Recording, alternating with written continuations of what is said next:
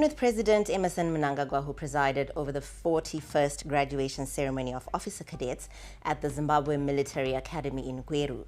Of the 105 newly commissioned cadets, 89 are from the Zimbabwean National Army, while 16 are from the Air Force of Zimbabwe. Now, President Mnangagwa exhorted the newly commissioned military officers to protect the country amid new digital battlefields. Tafaras Boshiwe has more.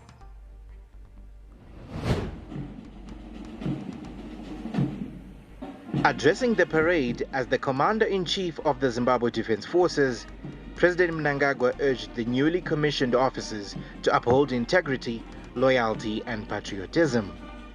The President highlighted the need to safeguard the nation against emerging threats, including new digital battlefields. You all have the burden and duty to ensure that our country continues to be agile and well prepared for the modern threats and digital battlefields. You must deliver. The Academy is also strengthening regional cooperation with 20 allied students from SADC countries currently undergoing training. President Mnangagwa stressed the importance of collaboration among regional defense forces to combat terrorism and transnational crimes. We are strengthening partnerships that safeguard our region against terrorism, instability, cyber warfare, among other emerging threats. He further encouraged the forces to tap into universities' expertise to drive innovation and professionalism. Military service demands that duty always come first before personal interest. Warning against drug and substance abuse, President Mnangagwa said such vices erode discipline and operational readiness. Drugs and harmful substances must never find a foothold within our military establishment.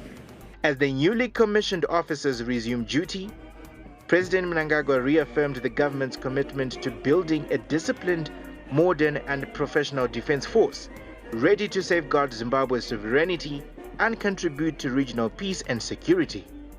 Tafaras Boshiwe for ZTN Prime. The Reserve Bank of Zimbabwe, RBZ, has moved away from a fixed 2030 timeline for the adoption of a monocurrency system while unveiling upgraded Zimbabwe gold banknotes and lowering transaction charges. Now, RBZ Governor John Mushayevanu said the central bank is now focused on meeting a set of objectives that would make the ZiG the sole legal tender, a natural and market-driven outcome. Ibn Mabunda reports.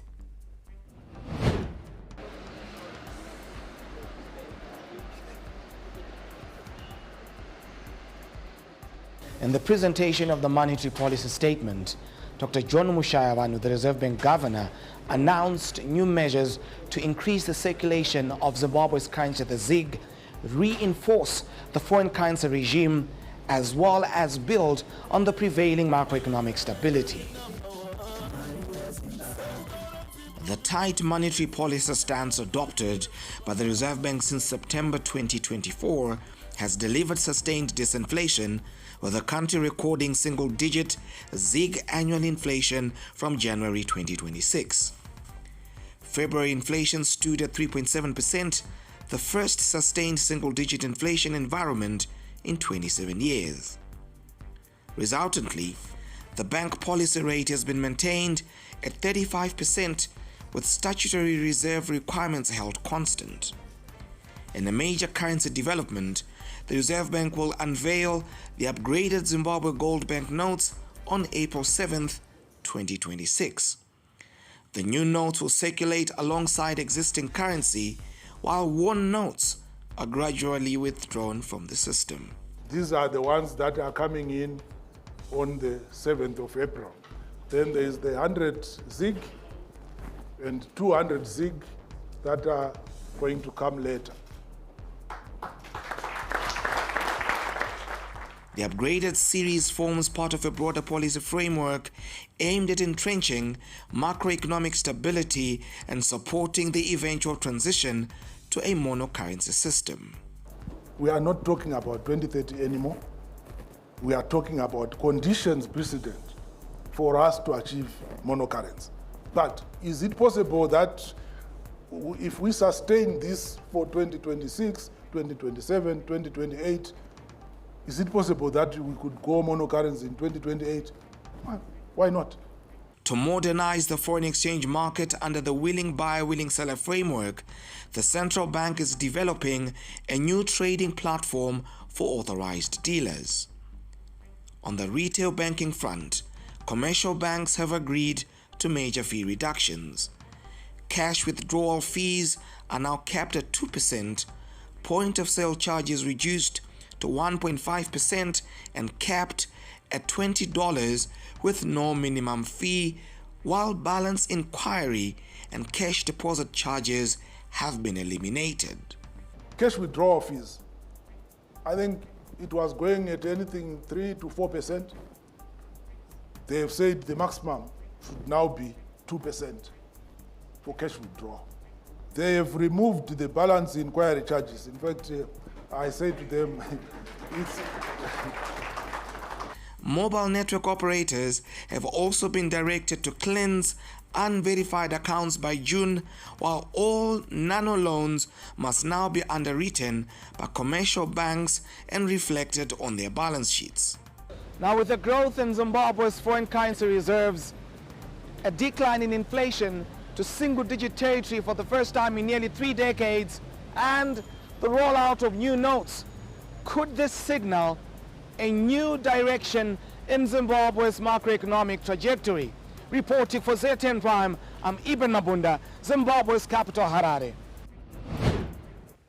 Now, business has reacted with mixed views to the latest monetary policy statement, with some players welcoming measures to reduce banking costs and promote macroeconomic stability, while others raised concern over high interest rates. Ibn Mabunda has more. The business community has expressed optimism following the latest monetary policy statement, particularly welcoming the reduction in banking charges and the continued push towards macroeconomic stability. The Bankers Association of Zimbabwe says the roadmap will strengthen confidence in the financial sector. We would want to take the opportunity to congratulate the central bank. We have seen inflation coming down almost from 100% to single-digit levels. We saw record levels of foreign currency coming in last year, 16 billion. So the stability that we are enjoying in the sector should not be taken for granted. However, industry players have raised concern over the interest rate, which remains at 35%, saying it continues to constrain access to affordable credit. On the bank policy rate, 35%, obviously it's not only affecting the private sector, but it is also affecting the public sector. The policy tightening in the market is having an impact. Lines of credit had been short-term, fearing that there will be a currency switch in 2030. But the monetary policy had put that to rest. We are not going to worry about that. The withdrawal charges have actually been reduced, and there's also going to be incentives on deposits. We are also quite happy that balance inquiry charges have actually been removed. This is going to attract more people to want to come back to their banks again. Despite the concerns, business leaders say the improved policy consistency is building confidence and creating a more predictable operating environment. For ZTN Prime, I'm Ibn Mabunda. We are now joined by Mishek Ugaro, the president of the Zimbabwe Economic Society, for further insights on some of the pertinent matters that were raised in the monetary policy statement. Good evening, Mishek. Thank you for joining us on Newsplus. Now, a reduction in bank charges was announced by the governor. What do you make of it? Yeah, I think it's a positive move. It contributes towards reinforcing the confidence in the currency, in the ZiG currency. The notes that we had were torn and tattered and they were not durable. So the new one is now world class. It's top notch, it's good standard, it's attractive even. So apart from everything else, a durable note makes a person want to keep it. Just on that aspect alone, it's a positive. It is going to reinforce the acceptability of the currency in the market. So I think well done to the central bank. Now, Mishek, business was lobbying for a reduction in interest rates, but the governor seems to have taken a more cautious stance with that. What's your sentiment on that? Right. I think overall the monetary policy statement is very positive. I think the market has received it very well. However, the expectation had been that because inflation is now largely contained, and the projections are that it is going to be stable within the single-digit range, the authorities had room to review the policy rate. That the reason was that the market is expecting that at least the cost of borrowing or the cost of financing can be reduced. However, on the other hand, the authorities decided in their good wisdom to keep it at the same rate for a while. They've made it clear that they're not saying this is permanent, it's for a while, whilst ensuring that this stability is sustained. Thank you, Mishik, for sharing your insights on the new monetary policy measures with us here on Newsplus. Now, do stay tuned for more updates. Shortly after the break, we'll give you something on how Zimbabwe is generating 3 million tons of waste annually.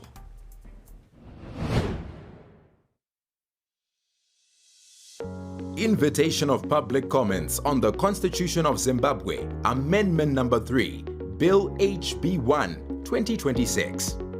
Section 328, subsection 4 of the Constitution of Zimbabwe provides that immediately after the Speaker has given notice of a constitutional bill in terms of subsection 3, Parliament must invite members of the public to express their views on the proposed bill in public meetings and through written submissions, and must convene meetings and provide facilities to enable the public to do so. In compliance with this peremptory constitutional provision, and as part of public consultations meant to enhance participatory democracy, Parliament of Zimbabwe is inviting comments on the Constitution of Zimbabwe, Number 3, Bill HB1, 2026, for consideration by the relevant committees. Comments must be submitted to the following email address: bills@palzim.gov.zw, or physically at the Parliament Building, Mount Hampton, Harare.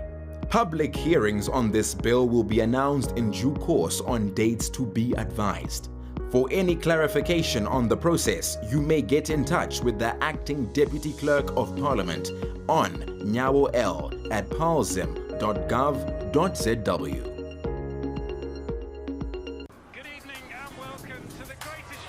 This is a people's game. They will be bubbling about this one for weeks and months to come. Let's go!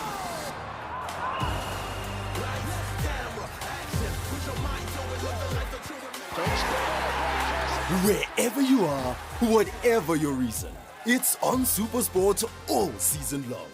Reconnect and stay connected to DSTV Compact and get the best football on us.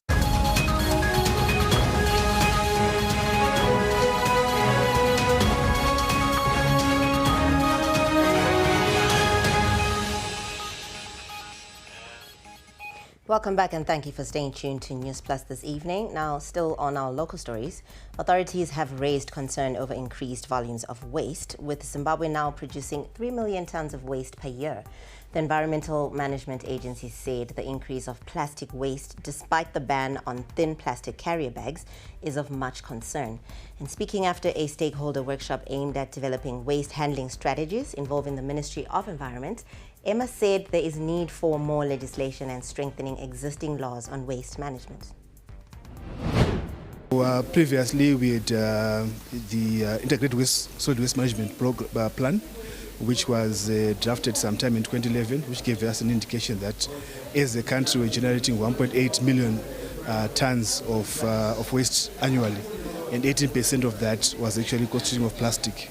But indications are now that we've surpassed that significantly, and we're generating upwards of 3 million tons of plastic waste annually. Well, from the discourse is that we need to strengthen, certainly, existing enforcement mechanisms, particularly in light of the microplastic ban, the less than 30 micron ban. Then possibly have a discussion to say, as a country, what would be the best fit for own circumstance. And stakeholders called for a ban on non-degradable plastics while calling for alternatives to plastic use. That we cannot have a strategy that does not include the bans. The bans are necessary. There are certain items that we have to ban altogether. But the question is how and at what point can we bring in the bans? So you realize that in the past, the bans were coming in isolation. The regulations to ban certain plastics were coming in isolation. Okay, they were isolated from the other things that we could do in order to support the effectiveness of the bans or to cause the effectiveness of the bans. So in my view, this was the major problem. So now we still have bans as part of the strategy, but now they are coming in as part of this whole package of interventions. Moving on, government has allocated 19 hectares of land to Hwange Teachers College for the construction of its permanent campus. And this development will see the institution become the first tertiary college in Hwange. And the college has been operating from rented premises for the past 7 years. And the new campus is expected to ease transport challenges for students while reducing rental costs. Higher and Tertiary Education, Innovation, Science and Technology Development Minister, Dr. Frederick Shava, said this marks a major milestone in enhancing the education curriculum. Government was aware that they want to build a College of Education in Hwange. And our ministry had already started doing some activities towards that decision. We have been taken to a site 9 kilometers from here. It's a development site. There is a Zesa village there and so on, where the college will be sited. Already there are people from our ministry who are organizing how to receive goods which could not be sent before they were there. And some of the issues, some of the items are the bricks that you have seen around here. Those bricks are now going to be transported to that site. Meanwhile, the principal and founder of Hwange Teachers College, Royal Ntini, says the development marks a new chapter for the institution and its students.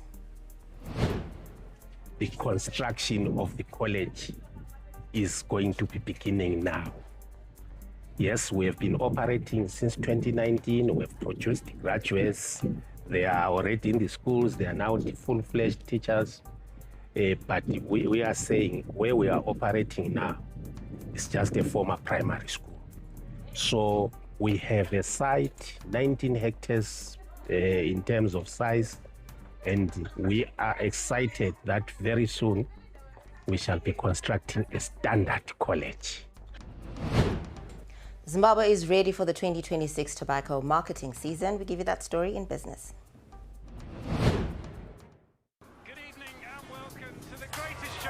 This is a people's game. They will be bubbling about this one for weeks and months to come.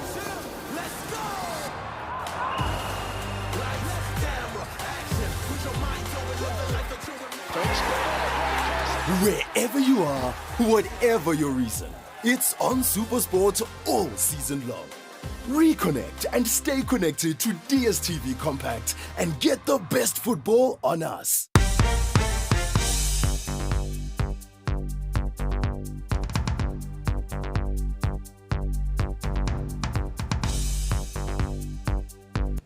Zimbabwe is ready for the 2026 tobacco marketing season, which is set to officially open on 4 March.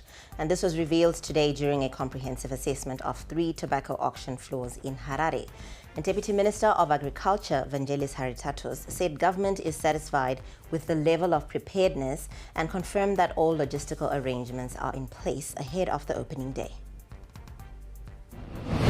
We are assessing the state of preparedness in the sense that we're expecting thousands of farmers to be in and out of the floors in a 24/7 period. The floors never close until the season closes, in the sense that the marketing season, as soon as the 4th opens, it's all systems go. You know, we've had a very, very exciting season. We've seen a 15% increase in the hectareage planted. We had about 164,500 hectares of tobacco planted around the country. A good portion of that is irrigated, although it's still too low. We want to increase the portion of irrigated tobacco around the country. We're expecting quite a massive crop. Now, he added that under the Tobacco Value Chain Transformation Plan 2, the ministry is working towards a $7 billion tobacco industry by 2030. And the strategy includes increasing local funding for tobacco production up to 70%. Our targets, as you know, are 500 million kgs.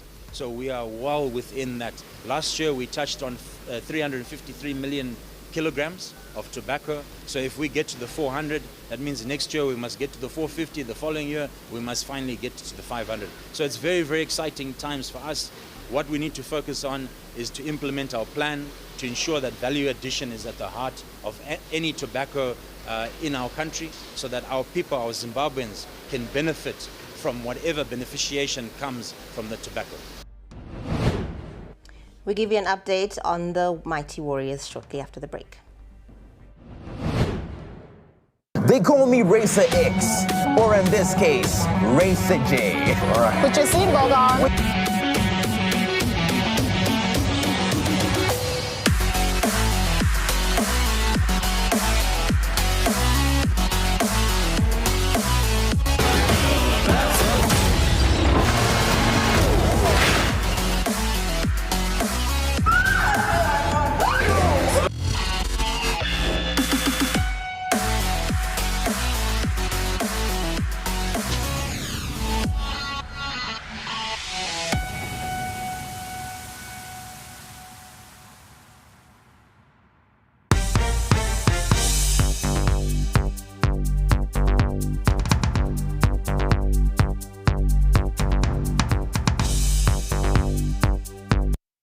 The Zimbabwe senior women's football team saw their journey in their COSAFA Women's Championships come to an end after a 4-2 penalty shootout defeat to South Africa in the second semi-final held in Polokwane.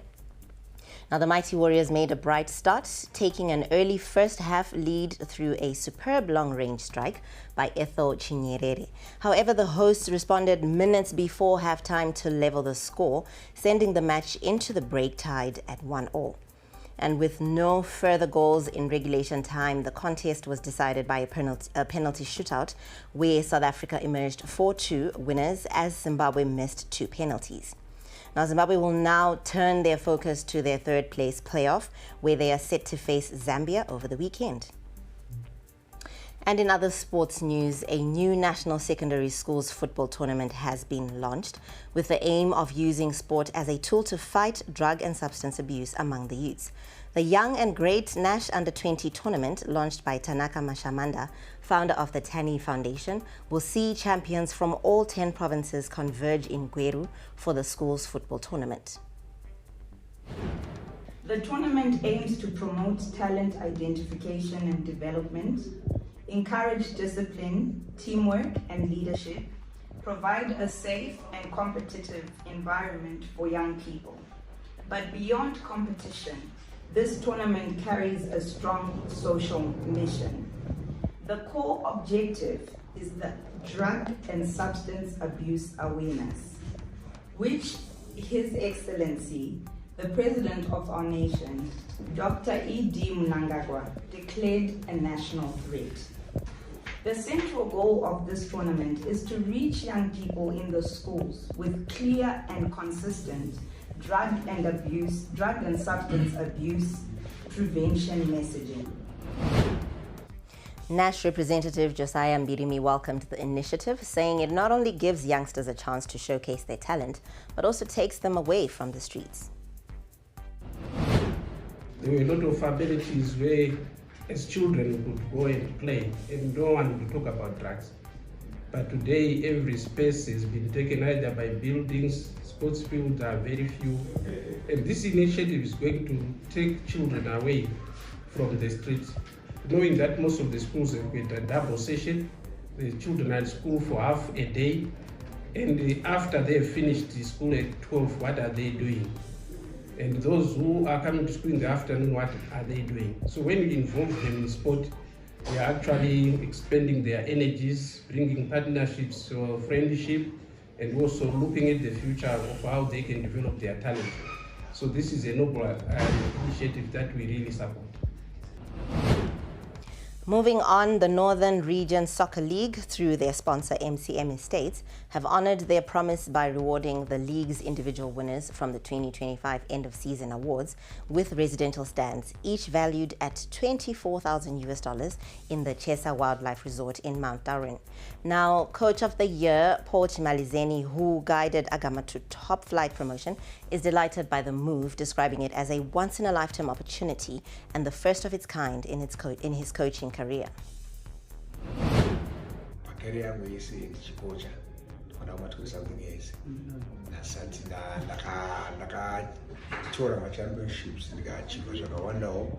I see this is the biggest one. It's a lifetime opportunity. So we did not MCM, stand on the region. The chairman of the team, the city voyage, children of the father and father. Pataka promise of research, Patakan's poor masters, and now get us to behave and also what it and that was not movement. Not to Pataka, when to Pachaka, when was going to pay. Saka, Dangota. It's the same scenario regarding another Sukanga, another phone that pay my titles today. I got one. Skadaskanas, Sakat no stand. I'm going to Now, in December last year, the real estate company became the title sponsor for the Northern Region Division 1 League after they invested a sponsorship package worth $310,000, with Chairman Anthony McMillan emphasizing the importance of continuing to invest in football as it provides a strong platform to effectively carry out their business operations. Well, we saw great value in it. And I have a football background, so it's a passion of football and trying to fit a square into a circle. And obviously in land development, where we're producing stands for $200 a month, giving Zimbabweans the opportunity to buy stands and fulfill a lifetime dream, we need to be able to tell Zimbabwe that we're doing that. So marketing is a key part of business. I saw an opportunity in the Football League. I had been following it due to having a project in Mount Darwin, our Chesa Wildlife Resort, which is here. And they were in the league. Agama, and watching them and then seeing that the league didn't have a sponsor, getting to know Mr. Sweeney, we engaged in conversations and the opportunity was there. And that's a wrap on Newsplus this evening. Thank you very much for your company. My name is Wadzanai Sansole. Have a great weekend.